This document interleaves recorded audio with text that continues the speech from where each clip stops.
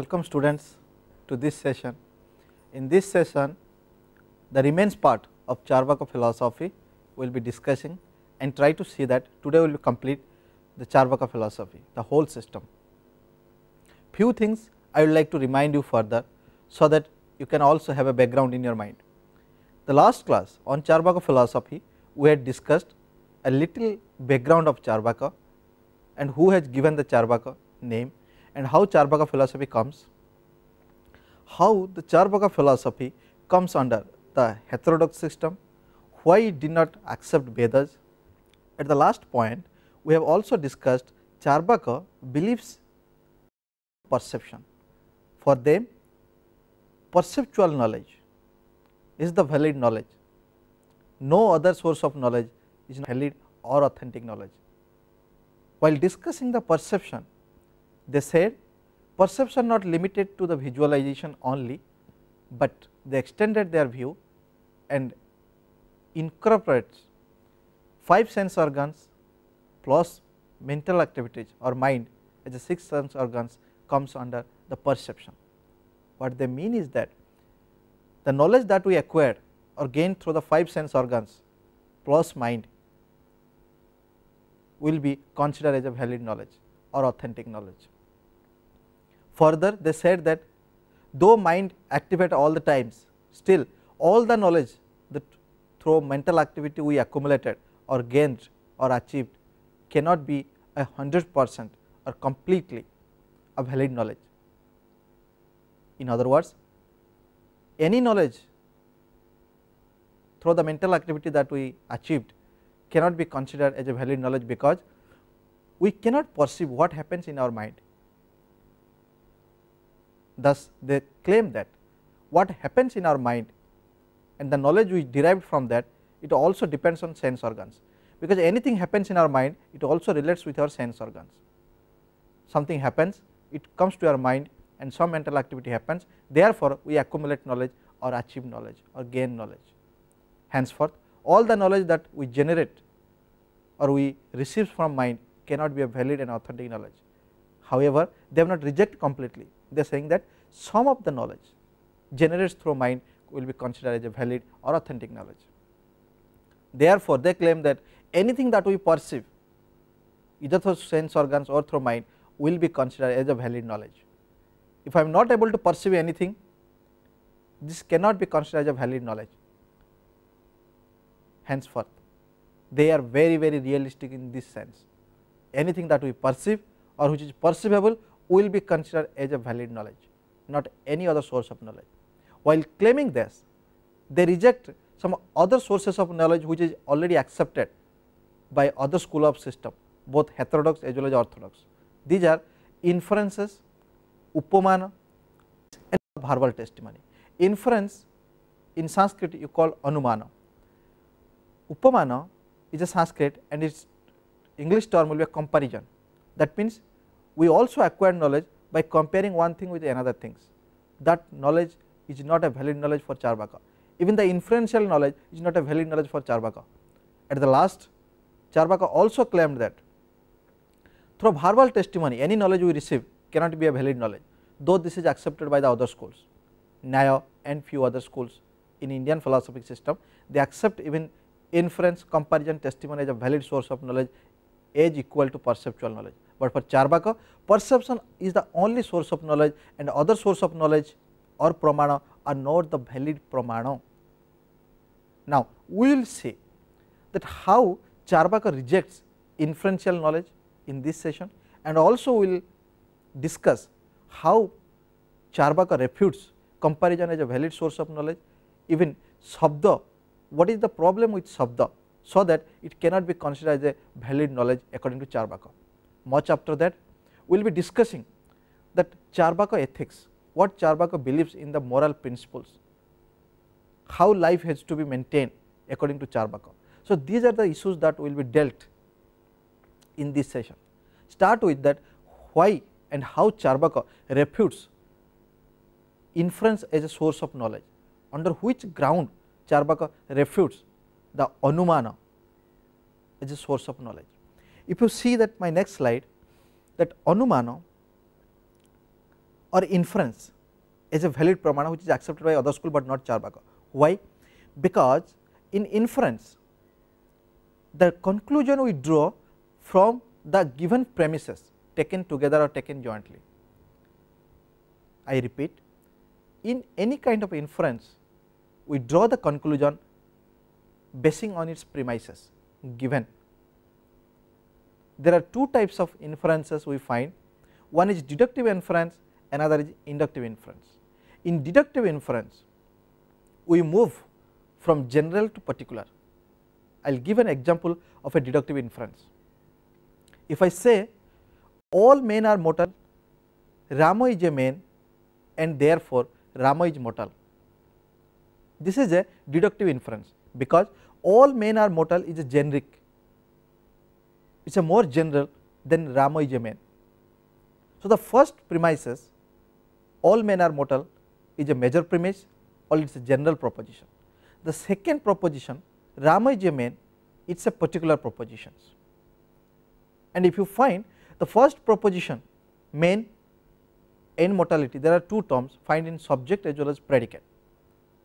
Even the minor premise you find Rama is a man, you find Rama and man, these are the two terms you find in the minor premise. However, in minor premise you also find a term man which is common in both the propositions, that all men are mortal where you find man, and you also find the second proposition Ram is a man, here also you find in the predicate side man.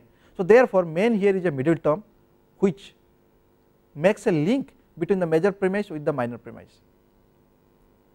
In these two premises the mortality, since it is find in the first proposition, it is known as major premise. In the second proposition you find Rama is a minor term, and henceforth in the conclusion you find Rama is mortal.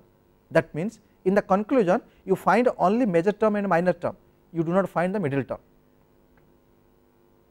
If this is clear to you, then we will be seeing that how deductive inference is different from another kind of inference that is known as inductive inference. In inductive inference we will give an example in this form: crow X is black, crow Y is black, crow Z is black, therefore we conclude that all crows are black. Here if you see, we are moving from particular to general, crow X is black is particular, and the conclusion when we draw all crows are black, it is general. However, it says that we have seen crow X is black under certain conditions is a black. If you see that crow X is black, that means under certain condition crow X is black. If you say crow Y is black, again you examine the conditions in empirical evidence, crow Y is black, and also you find that crow Z is black. Then you assume or you infer the conclusion that based on the three premises, that if so and so condition will appear for a crow, crow will be black. So, therefore, if a crow X is black, crow Y is black, crow Z is black, we can conclude that all crows are black. This is a inductive inference. So, in deductive inference, while we are moving from general to particular, in inductive inference we are moving from particular to general. However, in both the inference you find that the conclusion is drawn based on the premises given above. So, this is the basic understanding of inferences. Now, we will be discussing, if this is the inference, what are the problem with Cārvāka and why Cārvāka refutes that inference is a source of knowledge. From epistemological point of view, Cārvāka not only reject the distinction between two inferences, rather the inferences itself. For them, an inference must have a vyapti relation. According to Cārvāka, an inference must have a vyapti relation. Please note the term vyapti. They define vyapti is a relation that you find between the major term and the middle term in the major premise.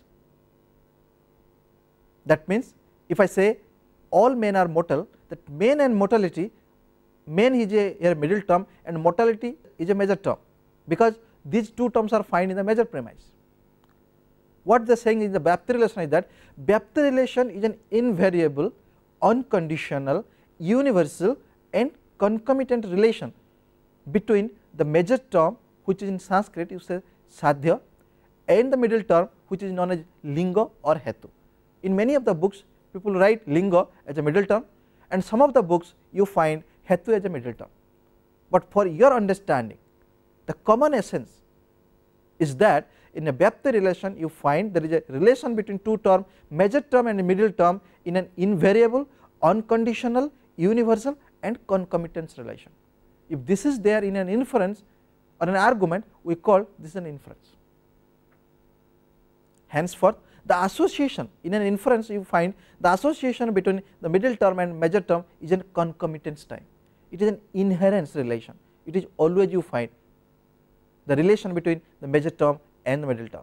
If you see the next slide, you will be very clear how the middle term is related to the major term, in which ground and how it is to be related. Now, example of inferences. Now, if you see this 5 points, this is accepted by Nyayikas as a realistic philosopher, comes under orthodox system. They said that we need 5 components to have an inference, but however other school of thought, they said that if you take either 3, the first 3 or the last 3, all the component of inference we are getting, henceforth either the first 3 or the last 3, if you consider the proposition, will have an inferences. Now, let us consider the last 3 propositions. As I said, if you find here whatever is smoky is fiery, that means it is a very general proposition, saying that in all the situations whenever there is a smoke, you find fire will be there. That means fire and smoke are closely associated with each other, and smoke is inherited in the fire in also vice versa relation. The fourth proposition, which we will be taking as a second proposition, the hill is smoky. Here you find the smoke, the term smoke and hilly. Smoke you find in the predicate side, hill you find in the subject side, and in the major term, that is wherever there is smoke there is fire, that means whatever is smoky is fire, that also you find the term smoke. Therefore, smoke is the middle term, and fire being found in the major premise is a major term. In Sanskrit it is known as sadhya. At the last you find that the hill is fiery, that means it is only the major term and the minor term. However, you can also see the relation that how smoke makes a relation between hill and fire. This is the structure of an inferences. In short, Hetu should always associate with sadhya, and also you find Hetu in somehow other relates with pakhya. Pakhya stands for minor term. So, therefore, Hetu and minor term find in the minor premise. In other words, middle term and minor term find in the minor premise. In the last, that establishing sadhya in pakhya, that means you find only 2 terms, that is major term and minor term in the conclusion. In the conclusion, sadhya is establishing in pakhya or establishing sadhya in pakhya. In the right side, if you can see the bottom, sadhya is also known as major term, hetu is known as middle term, and pakhya is known as minor term. So, this is the structure of inferences. Now, we see what are the ground for Cārvāka to reject that inferences or anumana is not a valid source of knowledge. See, inferences depends on concomitance. Now, if you see their point, the first point they say that inferences depends on concomitance. What it means?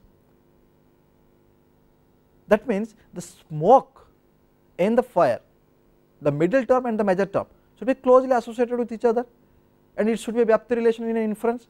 He is saying that a inference depends on concomitance, that means the close relation between hetu and sadhya.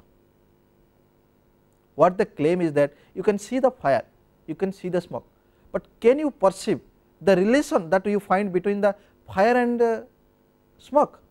This is not possible. Since you cannot perceive the inherent relation between the fire and the smoke, how can you claim that the knowledge that you are getting that both are associating with each other is a valid one? Because they believe perception is the only reality of knowledge, or perception is the only valid pramanas. If you cannot perceive something, how can you accept its authenticity? This is the first ground. They say that inference cannot be considered one.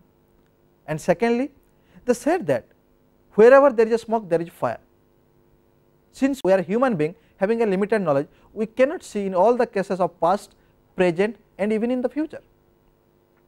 If we cannot perceive in all the situations that fire is associated with smoke in all the cases. How can you claim that wherever there is a smoke there is a fire?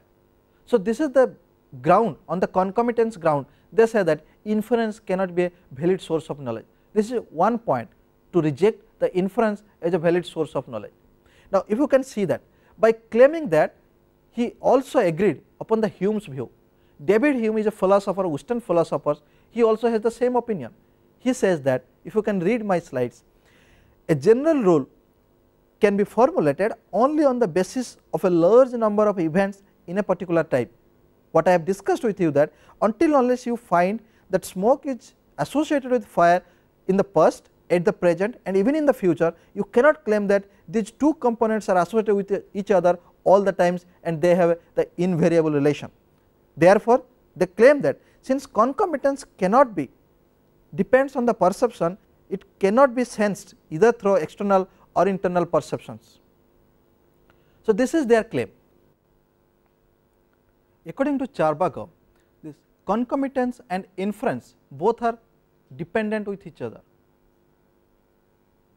When you talk about inferences, we need a concomitance relation between the major term and the middle term. That means, when we infer something, we need a inherence relation between the middle term and the major term. Fire and smoke should be associated with each other in all the cases, and the association is not perceived through our perception, it is not observed through our perception.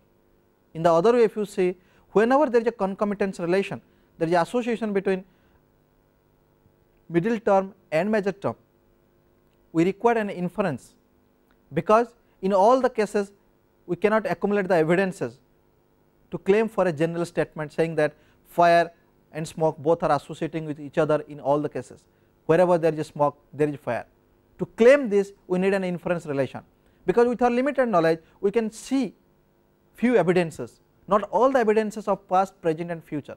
Therefore, whenever we have an inference, we need a concomitance relation, and whenever there is a concomitance, we need an inference relation, and both the relation as such cannot be observed, cannot be perceived through our perception. And since perception is not applicable here, we cannot claim that inference as a valid source of knowledge.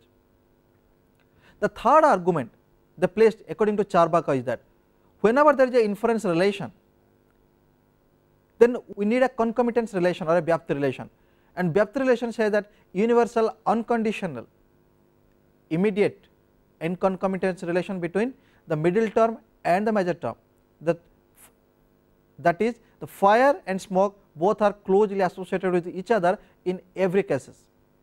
The third point they claim is that you can see only few evidences in your life, but you cannot claim about the past, present, even the future, all the evidences.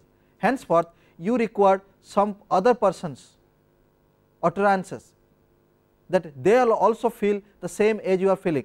They can also perceive that wherever there is a smoke there is a fire. That means you also depend on others' utterances, and that person also depends on other utterances, and the third person even depends on other utterances.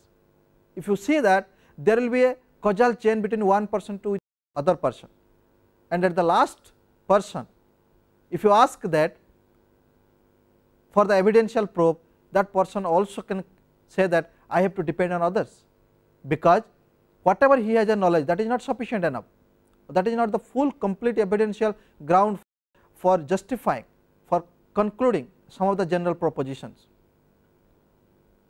Henceforth, we will find a causal chain between one person with another person and another person with another person. Being a causal chain, it is an interdependency with each other. If this is so, at the last point also we cannot come that now it comes to an end, so that we will get all the evidences. If this is not so, how can you claim that this knowledge is a valid source of knowledge? And in all the cases we have to depend on the inferences. Since inferences is not accepted by the Cārvāka, how can this knowledge that we gain through the anuman or inference will be valid knowledge?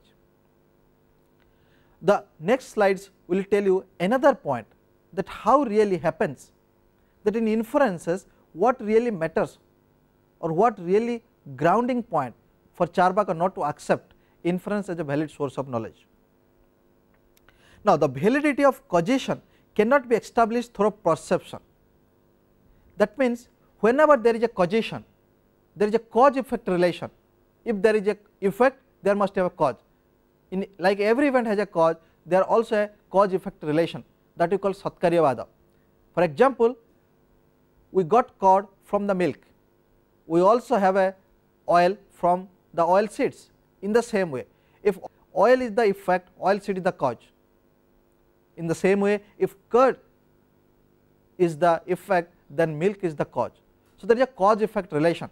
What Cārvāka claim is that if at all you say that fire and smoke are causally related, we cannot see the relation, we cannot perceive the relation between cause and effect. What we perceive in one hand is the cause, another hand is the effect, but not the relation as such. Since you cannot perceive the relation, what guarantee you can claim that in all the cases the same effect we will find from the causes? At what ground you can say that the curd is the effect from the cause milk? At any situation, if it deviates, then the knowledge that we accumulate is not a valid one. So, their main point is that if you cannot perceive the relation between the cause and effect, we cannot claim that the knowledge we get is a valid knowledge. In this point also they highlighted by stating that if you see the milk in one hand, if you see another side there is a curd, but can you see the inherence relation between two? That means, can anybody say that at a particular time milk now turns into curd? If no one can claim that, if no one can perceive that phenomenon, how can we claim that inference knowledge is a valid knowledge? The last point, they claim that concomitance is having without any condition. That means, in a Vyapti relation it is said that concomitance is an unconditional, universal and invariable relation. On the other hand, it is said that whenever there is a concomitance, you depend on the inferences, and while inferring something you need some conditions. Without the conditions you cannot infer anything. I am repeating the same example. Suppose in a winter season, if you see from a long distance the hill looks to be smoky, but since the weather is not good, you can immediately say that it is not a smoky, though it appears to be smoky. You said there may be a fog there. Henceforth, you need a conditions to infer something which violates the rule of Vyapti relation. In Vyapti relation, in one hand you say that it is an unconditional, invariable, universal relation. On the other hand, you are saying that inference having without any conditions. How is it contradict with each other? See the contradiction that lies in case of concomitance relation.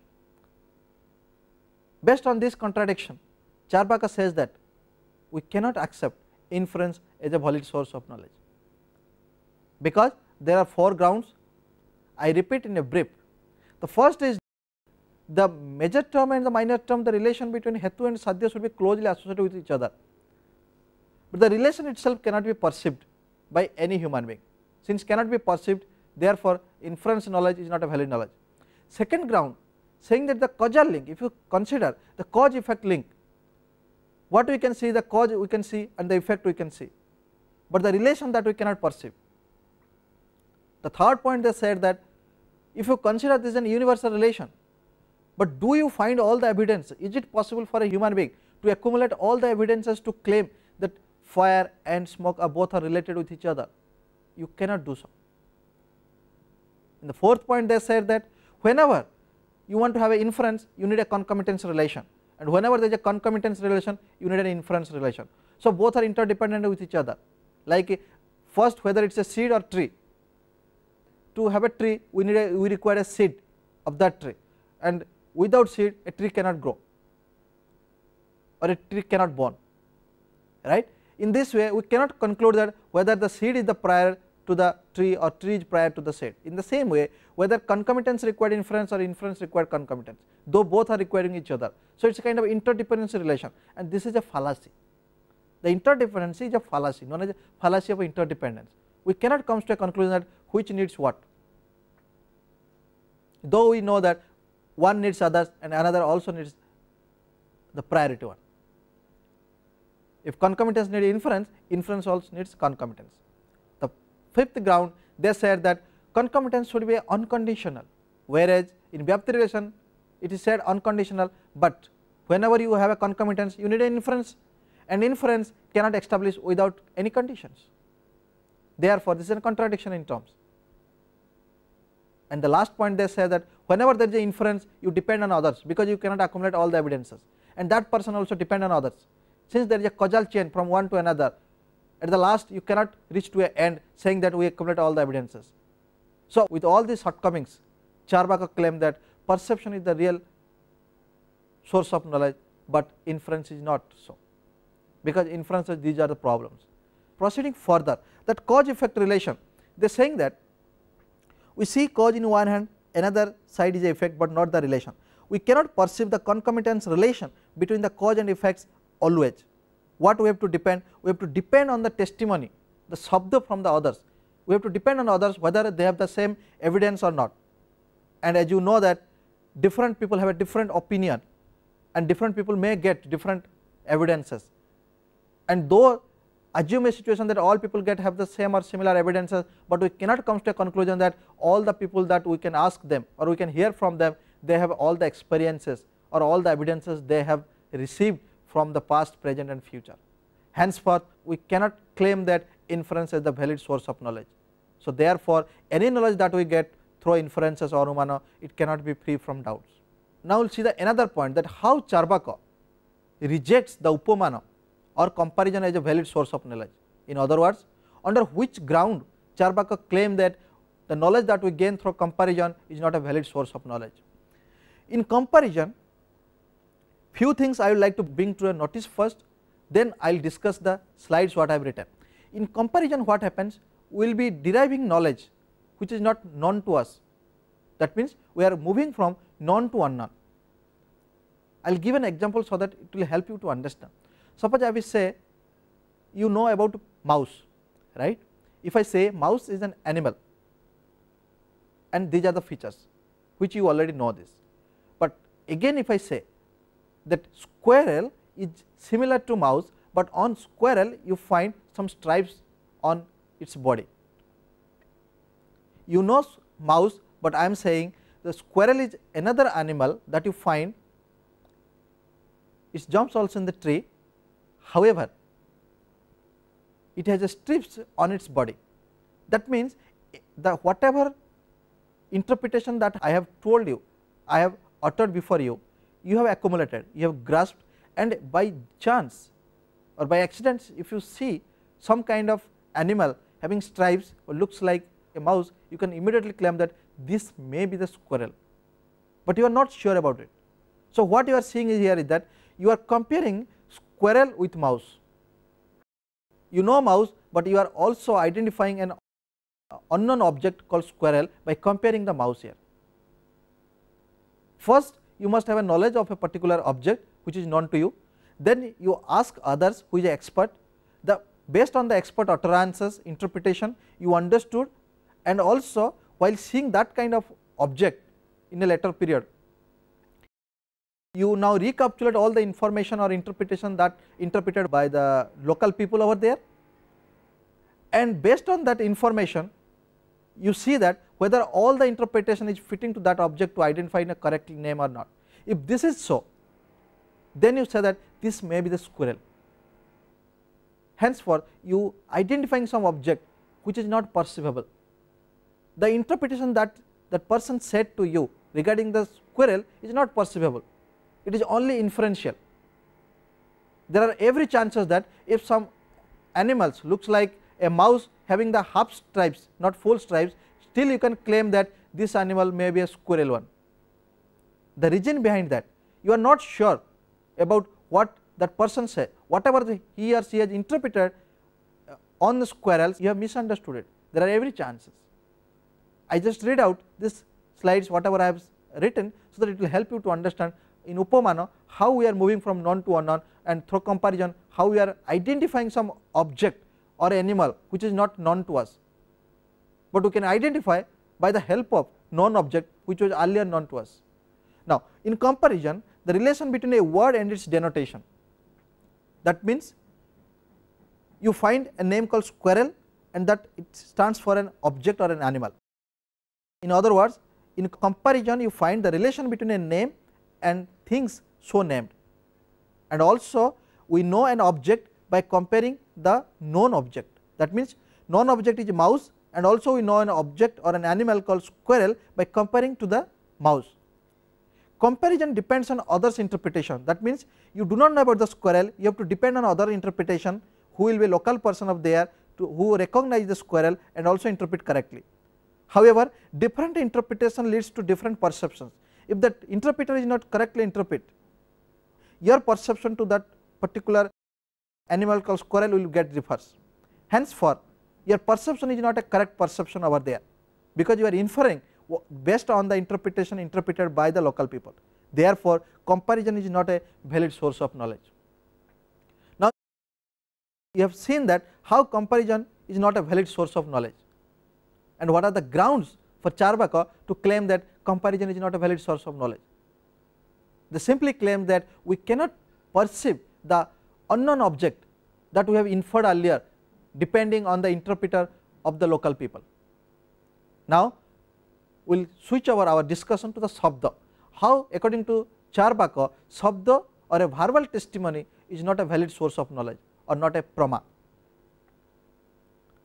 In Sabda, what happens? Sabda is consist of sounds or words. That means somebody said something or you heard from something, that is Sabda.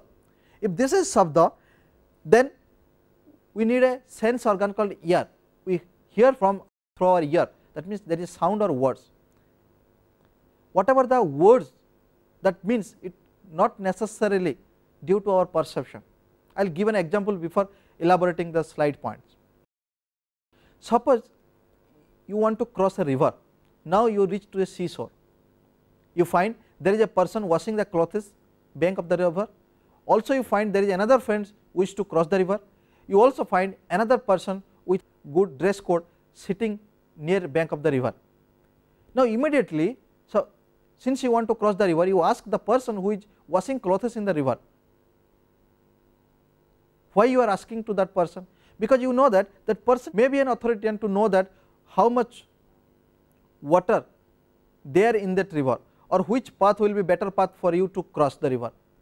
Why can't you ask others? Because for you that person who will be washing the clothes will be a knowledgeable person regarding that water of that river, not by the other person certainly. If this is so, you have to depend on or you have to believe on the utterances of that persons. If that person says that this is the, if you go to the right side you will get the less water, you can cross the river easily. You have to believe on that. What Cārvāka is saying that it is just a belief, you cannot perceive what he or she means that. There are every chances that if you go to that side you can find a deep water place where you have to drown there. If you drown there, that means what you believe earlier may not be a correct one.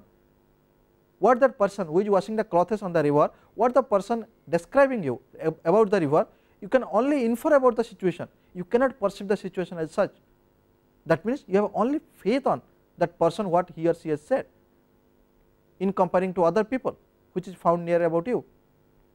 If this is so, then perception, it does not fit here.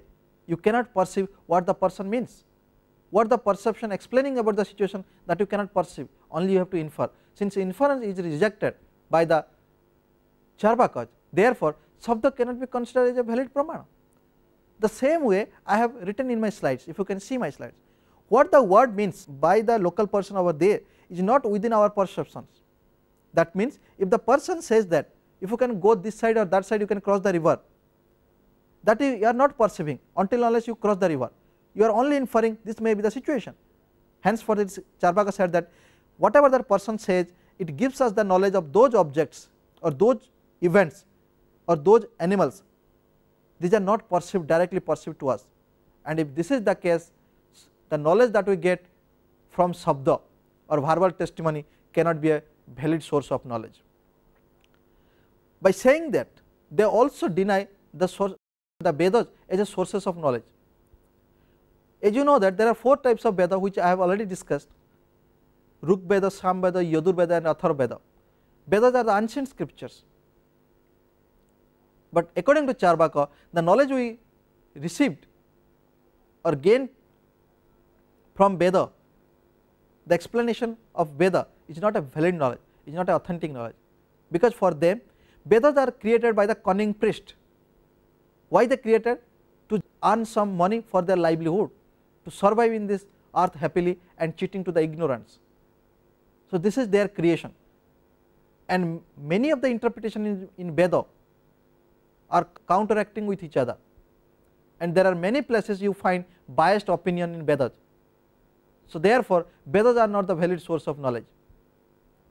In Vedas also you find many times an incompatible relation between one proposition with another proposition. Further they said that though Vedas are created by Rishi and some ancient people, still we cannot consider, because we cannot perceive what Veda speaks about. Veda speaks about the ultimate reality of the universe. Cārvāka says that how does it matter whether there is an ultimate reality or not? What we are finding in front of us, we should enjoy it. This should be our priority action, instead of thinking that how the world has created, who has created the world. Vedas said that God creates the whole world in such a manner that everything follows in a order manner, everything moves in a order manner. And for Cārvāka, God, the concept God is a misconception for them. It is a belief, and belief is not perceived. Therefore all the discussions, explanation in Veda itself are not valid, and henceforth Vedas which were accepted by other schools is not accepted by Cārvāka as a valid source of knowledge. That means any knowledge that we generate from Vedas explanation cannot be considered as a valid knowledge. I will read for. The idea of God is merely a superfluous conception according to Cārvāka. Vedas are biased. Even many times you find statements in Vedas are incompatible with each other. The knowledge obtained from Vedas depends on inferences, because in many cases Vedas says that if we are the creator of our father and father are the creator of their father, then there the ultimate father is God. So here you have to depend on the inferences. And also Vedas said that no individual can create the whole universe, because every individual has a limited knowledge. So therefore it has all has to depend on the inferences through which we can know the existence of God, which is clearly explained by Veda. And these are the grounds for Cārvāka stating that Vedas are not the valid sources of knowledge. So these are all about that how Cārvāka, while establishing perception as a valid source of knowledge, they reject other sources of knowledge. Now we will see the Cārvāka's ethics. What really Cārvāka say about their ethics? Cārvāka also believes on the moral principles. For Cārvāka, the pleasure is the ultimate life. The ultimate end of life should be the pleasure, and a person should live happily in this earth. Should not think that in the next birth I will have a good life if I will do some sacrifice in this life. You should not do that. They said that to enjoy your life you need money, and by thinking that you cannot earn the money, so that you always try to earn the money, so that with money you can make your life happy in this present life. Since we do not know about our past birth and future birth, we should not bother about it. Therefore we should enjoy the maximum pleasure in the present life. In the present life we require money to enjoy our life. They said that while enjoyment also you will get some pain, that does not mean that you will be deprived from or you will be refrained from the pleasure. They have given an example.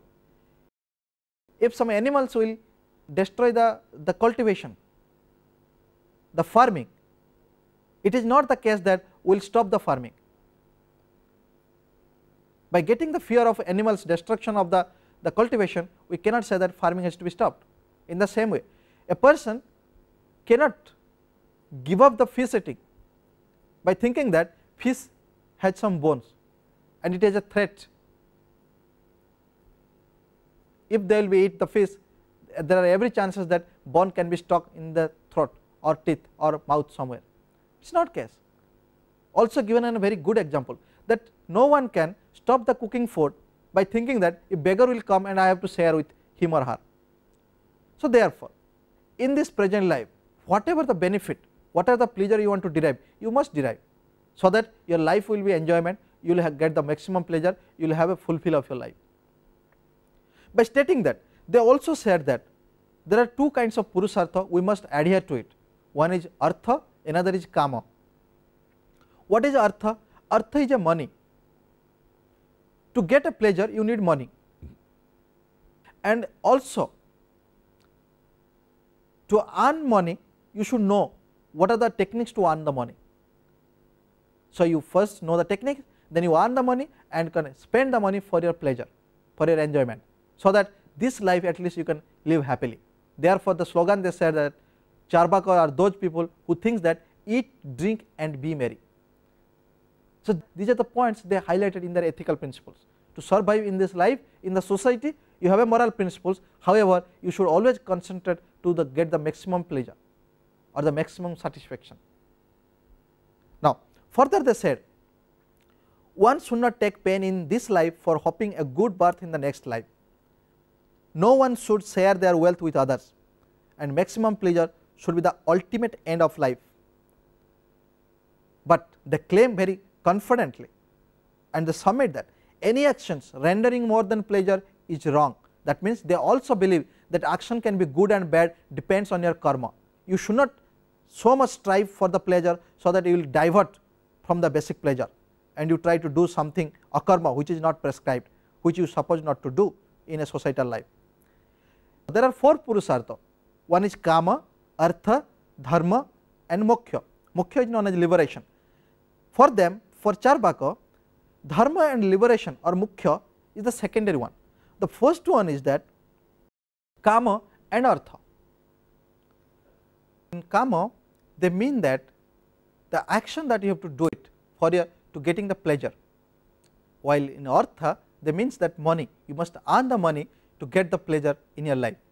They also said that the human being in this earth need a sexual life for the bodily pleasure, so that all the senses will function very correctly and your body also will have a good health, as well as you will fit yourself. Your mind also function correctly because it also one of the sense organs. So, for all this pleasure that you find in the Cārvāka philosophy that prescribed in the ethical principles or the moral principles, I will read some of these points that I have listed here and I will submit with conclusion saying that what are the real points that are highlighted in the ethical principle by Cārvāka. For Cārvāka, the maximum pleasure is the ultimate end, but as I have said that earlier, I am repeating that they also believe that in wrong karma, that means any action you do in an exaggerated way that leads to the wrong karma, which you should not do that. While believing the two karma as a priority basis, kama and artha, they say that to accumulate artha, to earn artha or money, we need to do action or kama. However, they also pointed that dharma and moksha are purushartha, but they are not accepting these two purushartha. Pleasure of sex is the ultimate goal because it satisfies the senses and preserves the body fit and well. So, therefore, one must have a sexual life in the present life. And the last, they concluded that artha is the means to achieve pleasure. So, in a brief, they said that a human being need a pleasure life in this life. If a human being, by thinking that if he or she will sacrifices in this life to get a good life in future, it is not a wise decision for him or her. So, they said that the life that you know that you are certain about your life, you perceive that from your childhood to the old age, that you can see everything on your hand, that life you should not miss it, because neither you know about your past birth nor you know about your future birth. So, therefore, do not believe that karma theory which states that if you do good karma in this life, next life you will have a good life. According to Cārvāka, if we do not know, if we cannot perceive the future life, how can you think about the future life, and which depends on inference relation. Since they reject inference relation, they also do not accept karma theory. So, therefore, in this present karma you must have a sexual life, you must have good money. So, therefore, you can invest your money for getting the pleasure in the life. So, this is all about the ethical principles that they adhere in Cārvāka philosophy. So, this is all about Cārvāka philosophy. In two sessions we have covered. First session is all about Cārvāka's historical background, Cārvāka's perception, how they have given importance to the perceptual knowledge and why it is a valid knowledge for them. And these sessions we have debated that how Cārvāka rejects inferential knowledge, knowledge gained through upamana or comparison, knowledge gained through shabda or verbal testimony. After discussing that, we have also highlighted in our discussion how causation is not respected by Cārvāka and under which ground Cārvāka reject the theory of causation, that every cause has a effect or every effect presupposes a cause. And also the last we had discussed that Cārvāka ethics, few points that Cārvāka adhered to. So the last slogan the Cārvāka made that if anyone wants to be live like Cārvāka, they should be eat, drink and be merry. So I hope now as a heterodox system which does not accept Vedas, it is very clear to you that under which ground Cārvāka does not accept Vedas and why they consider as a Nastika, and Cārvāka philosophy comes under heterodox system. Thank you so much.